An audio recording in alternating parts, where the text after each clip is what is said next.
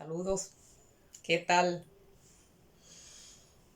En el día de hoy vamos a iniciar una serie de trabajos sobre el mercenarismo digital y la necesidad de que en nuestros países se retome de nuevo el ejercicio profesional desde la esfera de la comunicación con énfasis en el periodismo y sus valores que la sociedad necesita que se retomen. Y para la discusión de esta temática quisiera que nosotros veamos el espejo que nos da el caso Lula da Silva en Brasil. ¿Qué pasó en Brasil? En Brasil se escogió a un enemigo, a Lula da Silva.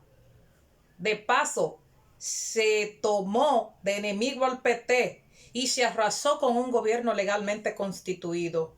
Una lucha de poderes a escala continental dio al traste con ese gobierno y prácticamente se lleva de paso a un país completo que fue puesto en peligro con una operación llamada Lava Jato que montó a unos corruptos que resultaron ser sus corruptos favoritos, que incluso anunciaron 10 leyes contra la corrupción, 10 normas, 10 puntos contra la corrupción, pero tenían unos corruptos escogidos, unos corruptos favoritos, y desde ese eje los mercenarios mediáticos a escala continental construyeron a un corrupto favorito, a un partido que era una organización criminal desde la cual se arrasaba con todo el Estado.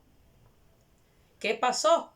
Bueno, hasta nuestros países, incluyendo la República Dominicana, llegaban los emisarios que llegaban al país y a nuestros países, donde exponían cómo fueron y cómo han sido exitosos ellos en ese momento en el combate a la corrupción, recuperando, decían ellos, en nuestros países, bienes estatales. Ya saben todos que Lula da Silva duró 580 días preso. Todas las informaciones que salían sobre Lula eran de un solo lado, no había contrastabilidad. No había confirmación, no existía la otra versión. Era el corrupto, era la organización que había que combatir. No había por qué darle cabida a sus expresiones. No se le daba cabida a las expresiones de defensa que alegaba Lula da Silva o sus abogados. Se construyó al enemigo perfecto a escala continental. Y en nuestros países, el mercenarismo mediático sustituyó al periodismo.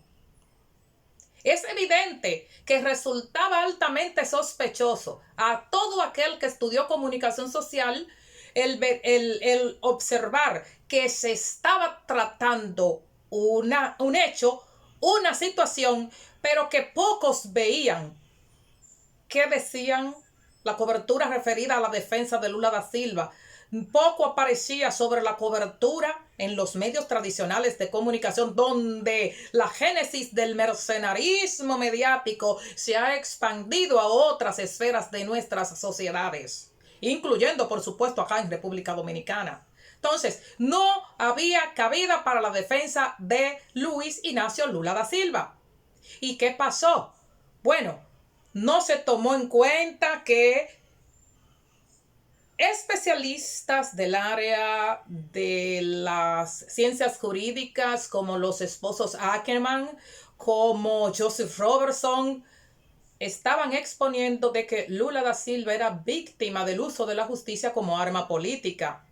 No se tomaba en cuenta ni se difundía la campaña continental de Adolfo Pérez Esquivel, argentino, Premio Nobel de la Paz, sobre Lula libre, Lula inocente, y que en cuya campaña lo llevó a él a visitarlo a la cárcel de Curitiba, de la Policía Federal de Curitiba. Entonces, no salía ninguna información en nuestros medios, por lo menos acá en República Dominicana nunca se vio que existía una vigilia llamada Lula Libre y que existía una campaña Lula Libre y que 80,000 personas se reunían en la Plaza Los Arcos, Nalapa, Río de Janeiro, exigiendo Lula Libre desde el festival Lula Libre.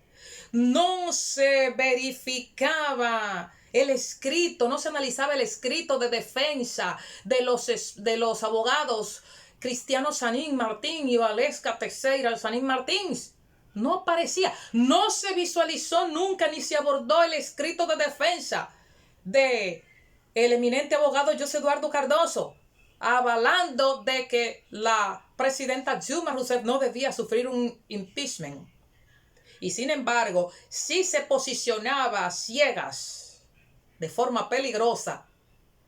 Todo esto que pone en peligro no solo, que puso en peligro y en vilo no solo a un país, sino que tiene en vilo y en peligro a todos nuestros países.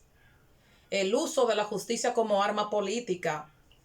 No se tomó en cuenta que figuras tan eminentes como Leonardo Boff, el padre Leonardo Boff, daba una y otra conferencia y externaba sus pareceres. No se le daba cobertura, no era importante darle cobertura a lo que hablaba Leonardo Boff sobre Luis Ignacio Lula da Silva. Pero usted sí disfrutaba de... sí, ellos sí disfrutaban que la estrella del Lavallato, el juez estrella, había mandado apresar a Lula. Se le dio tanta cobertura al PowerPoint mentiroso.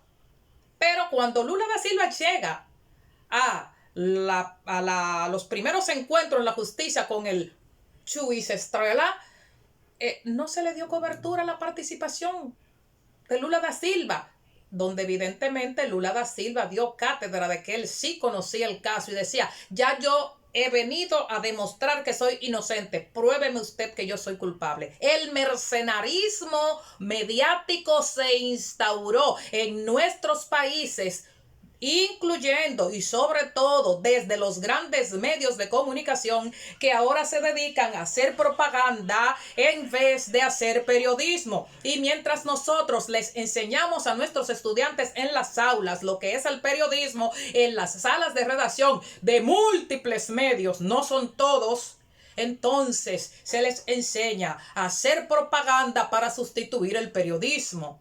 Entonces, en el caso de Lula da Silva, el caso Lula da Silva es un magnífico ejemplo de cómo el mercenarismo mediático expande sus tentáculos a escala continental y construye un enemigo.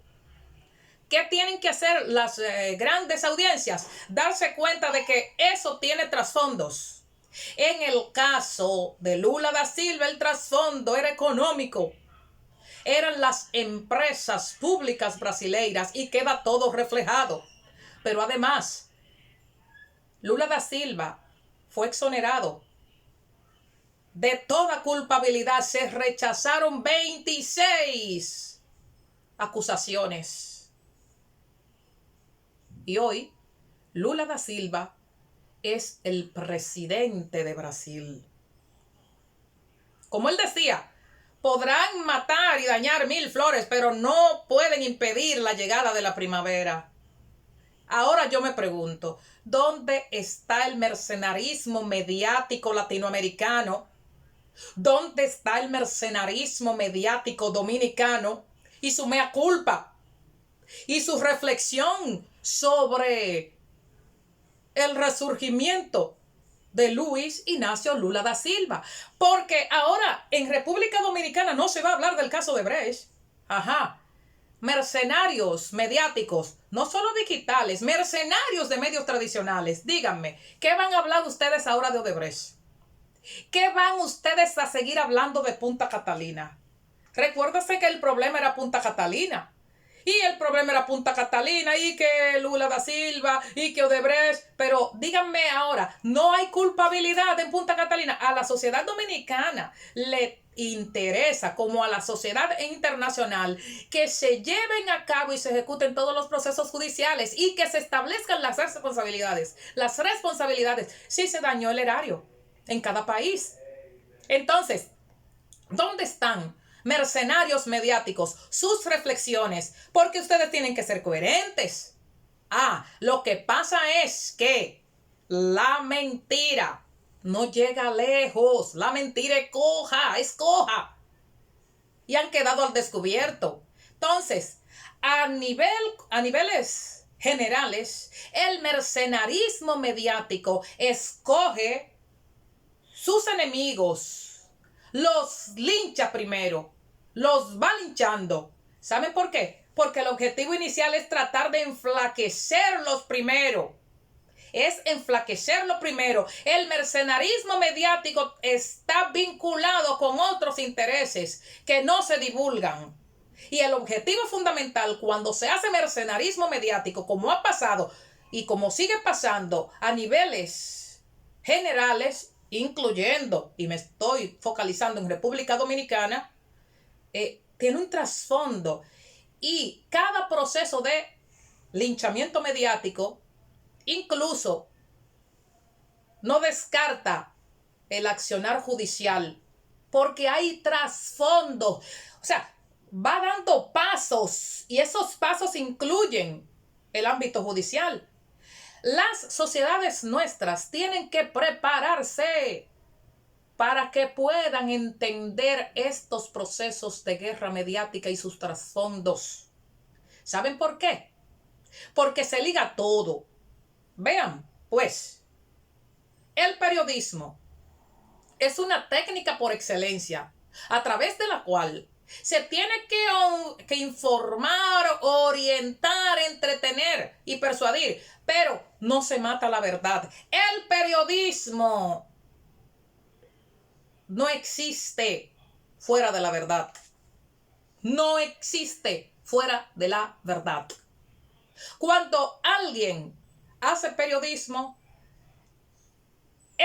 tiene unos valores que incluyen el abordaje humano, incluyen verificar, incluyen contrastar, incluyen colocar posturas diferentes para que la misma audiencia se haga sus propias convicciones.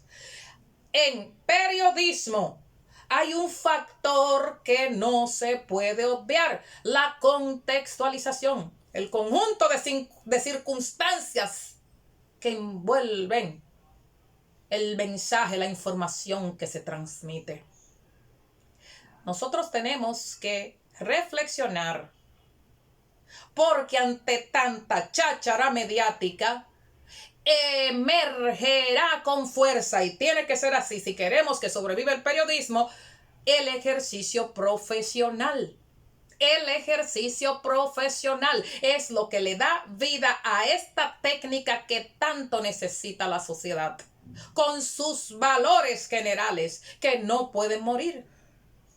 No pueden morir. La propaganda, posicionamiento de ideas, de convicciones religiosas o políticas. La propaganda no es periodismo, pero se nos quiere hacer entender en los diversos medios, procesos propagandísticos, simulando ser periodístico. El periodismo no es propaganda. Vender productos y servicios como información periodística, inadmisible. Publicidad es otra técnica de la comunicación. Y ni hablarles de relaciones públicas. ¿Cuántos conflictos de intereses en aquellos que ejercen relaciones públicas dentro de un medio de comunicación y tocan esos intereses vinculados, esos intereses periodísticos, desde el ámbito periodístico vinculado con lo que hacen en relaciones públicas? No, señor. Ahí hay un conflicto de intereses.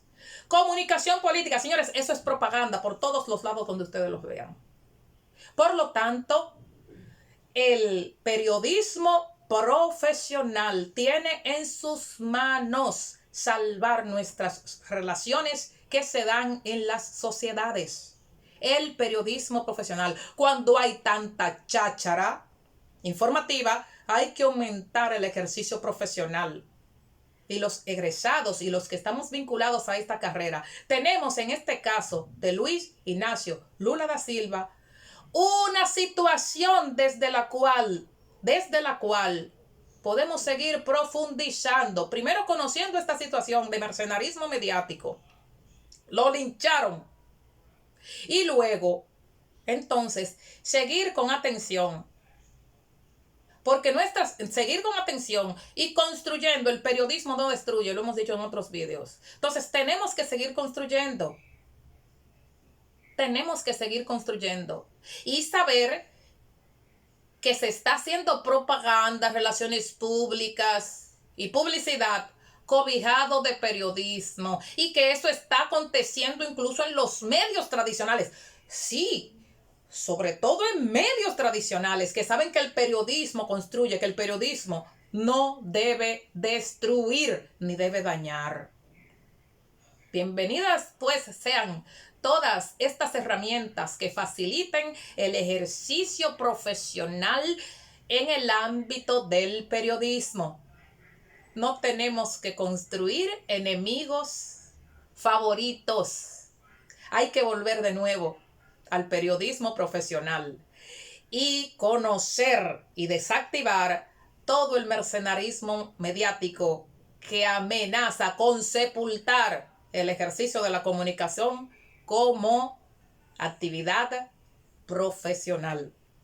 Muchas gracias.